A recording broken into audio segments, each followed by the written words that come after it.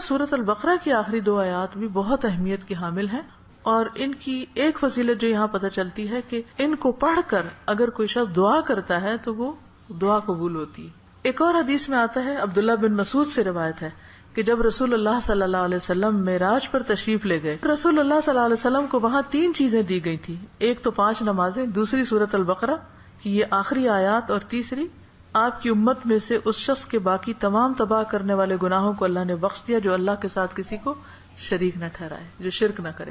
تو یہ 3 چیزیں ملی تھی، جن میں نماز کا ذکر عام طور پر ملتا ہے کیونکہ اس کے بارے میں مزید وضاحت سے احادیث بھی ہیں۔ تو اس حدیث سے کیا پتہ چلتا ہے کہ سورۃ البقرہ کی آخری 2 آیات عرش کے نیچے سے ایک خاص خزانے سے نصیب ہوئی ہیں، اور یہ نبی صلی اللہ علیہ وسلم ہی کو ملی ہیں، باقی انبیاء کو نہیں دی گئی۔ ایک اور روایت سے پتہ چلتا ہے، نعمان بن بشیر سے روایت ہے کہ نبی صلی اللہ علیہ وسلم نے فرمایا کہ اللہ تعالیٰ نے آسمان و زمین پیدا کرنے سے 2000 سال پہلے ایک کتاب لکھی، اس کتاب میں سے 2 آیات اتاری جن کے ساتھ سورۃ البقرہ کو ختم کیا۔ کب کی بات ہے یہ؟ زمین و آسمان کے پیدا کرنے سے 2000 سال پہلے کی بات۔ قلم کب پیدا ہوا تھا؟ 50,000 سال پہلے، باقی چیزوں کی تخلیق کے۔ جس گھر میں 3 رات یہ آیات پڑھی جائیں شیطان اس کے قریب نہیں آتا۔ رسول اللہ صلی اللہ علیہ وسلم نے فرمایا، مجھے سورۃ البقرہ کی آخری آیات عرش کے نیچے ایک خزانے سے دی گئی، مجھ سے پہلے یہ آیات کسی نبی کو نہیں دی گئی، یعنی یہ آپ کی خاص خصوصیت ہے کہ آپ کو یہ نصیب ہوئی۔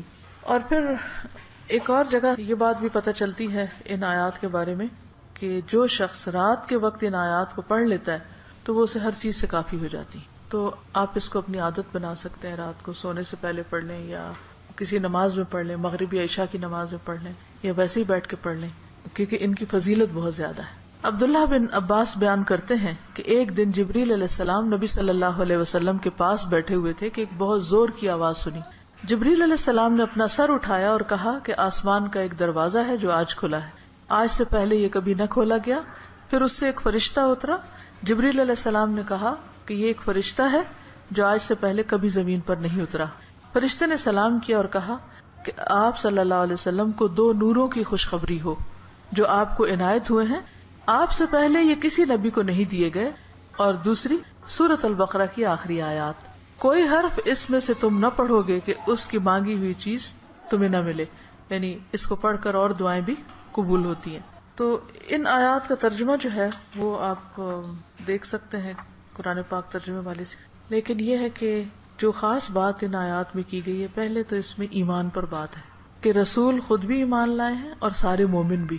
کن کن چیزوں پر؟ اللہ پر، ملائکہ پر، کتب پر، رسول پر۔ دوسری اہم بات، لا نفرق بین احد من رسلہ، کہ ہم رسولوں کے درمیان فرق نہیں کرتے۔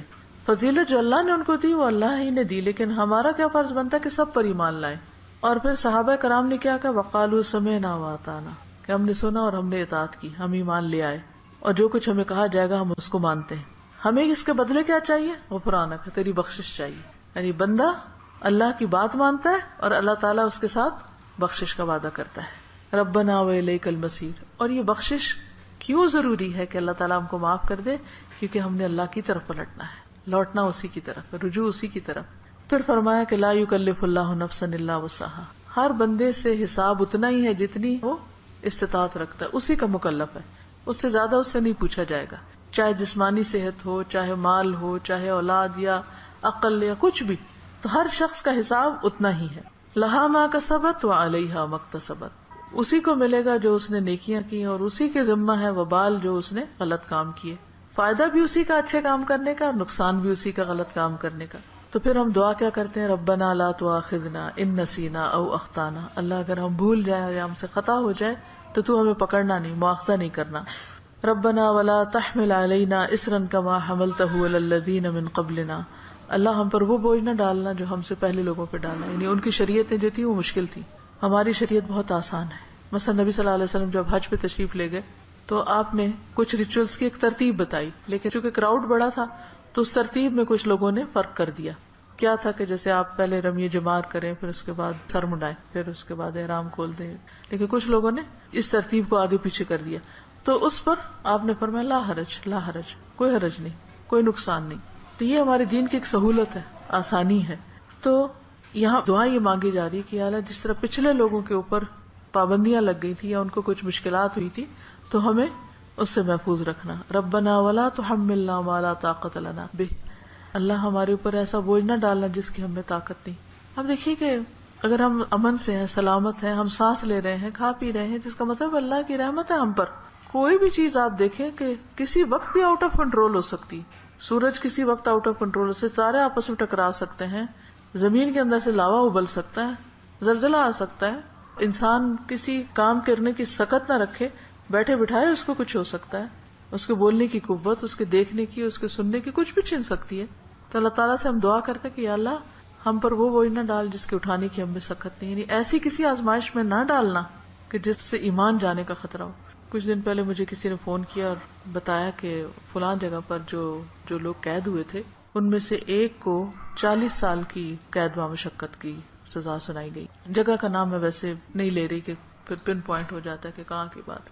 تو میری بیٹی نے کہا کہ میرے ذہن سے یہ بات اتر ہی نہیں رہی، کیونکہ جو اس آدمی کی بیوی تھی اس نے فوراً ہی خلا لے لی کہ میں تو اتنا ویٹ نہیں کر سکتی، اور حالانکہ اس کی بچی بھی تھی چھوٹی. اور 40 سال تک کون جیتا ہے ماں باپ میں سے، بہن بھائیوں میں سے، کہ جو اس کو پیچھے ملنے کے لیے جائیں.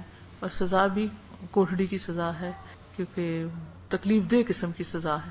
تو وہ کہتی اس شخص کی بیوی نے خود آ کے بتایا کہ میں یعنی کہ کس طرح یہ سب کچھ ہوا اور کیسے وہ پکڑا گیا اور کیسے سزا ہوئی، کس طرح میں نے خلا لے لی اور اب میں خود ارن کر رہی ہوں، اپنا زندگی چلا رہی ہوں. کہتی کہ مجھے جو چیز بہت زیادہ ڈسٹرب کر رہی ہے وہ یہ کہ دنیا میں بھی بعض اوقات لوگوں پر ایسی بڑی بڑی تکلیفیں آ جاتی ہیں کہ جس میں سارے ہی ساتھ چھوڑ جاتے ہیں. تو قبر میں کیا ہوگا، جہنم میں کیا ہوگا، کوئی حال نہیں پوچھنے آئے گا. اس لیے بہت ضروری ہے کہ ہم ایک تو دنیا میں بھی ایسی آزمائشوں سے پناہ مانگیں، کیونکہ آپ دیکھیں کہ آپ کو 40 سال ایک کمرے کے اندر رہنا پڑے یا ایک 4 دیواری کے اندر رہنا پڑے تو انسان کی حالت کیا ہو جائے. ہم اچھے بھلے کھاتے پیتے چلتے پھرتے، ہم کہتے ہیں جی اب ہمارے فزیکل چینجز آ رہے ہیں، اب ہم جوان ہو رہے ہیں، اب ہم بوڑھے ہو رہے ہیں، اب ایسا ہو رہا ہے، ابھی ویسا ہو رہا ہے. تو ایک شخص جس کی جوانی بڑھاپا سب کچھ ایک جیل کے اندر گزرے، اس کی کیفیت کیا ہو سکتی ہے جس کی کہ مجھے 40 سال یہاں رہنا ہے، 40 سال یہاں. اس کے لیے تو زندگی ایک طرح سے ختم ہے. تو میں نے اس کو سمجھایا کہ دیکھو 40 کے بعد نکلے گا تو صحیح نا، اگر زندہ رہا. اول تو پتہ نہیں کب تک زندہ. سوچو ان لوگوں کے بارے میں، تم اس سے زیادہ ڈسٹرب ہو تم ان کے بارے میں کہ جو قبر میں اس سے بڑی جیل میں، اور جو آخرت میں پکڑے جانے والے ہیں. ان کا کیوں نہیں تم سوچ رہی؟ ان کے لیے کچھ کرو. ہم سب کا فرض بنتا ہے کہ کوئی اچھی بات ہمیں پتا ہے تو ہم دوسروں کے ساتھ شیئر کرتے رہیں تاکہ وہ بھی گناہوں سے بچیں. اسی سے آپ سوچیں کہ دنیا میں 40 سال ایک جیل میں گزارنا ایک وحشت ناک تصور لگتا ہے، کیونکہ ہم ریلیٹ کر سکتے ہیں نا اس کو. لیکن قبر میں کوئی چلا جاتا مٹی کے نیچے، بھول گئے سب کون گیا کیا ہوا. وہاں تو کسی کی چیخ بھی باہر نہیں سنائی دینی. اور لوگ کیسے کیسے غلط کام کر رہے ہیں، خود ہم پتہ نہیں کہاں کہاں غلطیاں کر رہے ہیں. اللہ تعالیٰ ہم سب کو معاف کر دے. تو بات یہ ہے کہ اللہ سے یہ دعا مانگتے رہنا چاہیے کہ یا اللہ ایسی ہمارے اوپر آزمائش نہ لانا، ایسی مشقت نہ آئے کہ جس کو ہم اٹھا نہ سکے، چاہے وہ کوئی بیماری ہو، کوئی مرض ایسا ہو. آپ دیکھیں کہ بعض بیماریوں میں پین ہوتی ہے، بعض میں تکلیف ہوتی ہے، ناقابل برداشت حد تک تکلیف ہوتی. اس وقت انسان کے لیے صبر کرنا اور اپنے آپ کو کنٹرول میں رکھنا کہ منہ سے کوئی غلط بات نہ نکلے. اور اگر منہ سے تو چھوڑے، دماغ میں بھی برا خیال نہ، کیونکہ حدیث میں آتا نا کہ تم اس وقت تک نہ مرو جب تک تمہارا حسن ظن اللہ کے بارے میں نہ ہو. اس کا مطلب نہیں کہ موت اپنے ہاتھ میں لے لو، اس کا مطلب یہ ہے کہ مرتے وقت تم اللہ سے اچھا ہی گمان رکھو تو تمہیں موت آئے. لیکن آپ کو پتہ ہے جب تکلیف کی شدت ہوتی ہے نا تو گمان اچھا رکھنا سب سے مشکل کام ہے، بہت مشکل. اس وقت مایوسی کی طرف سوچ ہو جاتی ہے فوراً. تو ربنا ولا تحملنا ما لا طاقت لنا بہ، اللہ ہم پہ وہ بوجھ نہ ڈال جس کے اٹھانے کی ہمیں طاقت ہی نہیں، ہم بہت کمزور انسان ہیں. ربنا ولا تحملنا ما لا طاقت لنا بہ واعف عنا واغفر لنا وارحمنا. یہ جو 3 لفظ ہیں جب انسان پڑھتا ہے تو سوچتا ہے یہ ایسا کیوں ہے، معاف کر دے، بخش دے، رحم کر. کیونکہ یہ بہت شدید ضرورت ہے ہماری کہ اللہ ہم کو معاف کر دے. ہم بہت غلطیاں کرتے ہیں، یعنی اس میں تاکید اور تکرار ہے. واعف عنا واغفر لنا وارحمنا.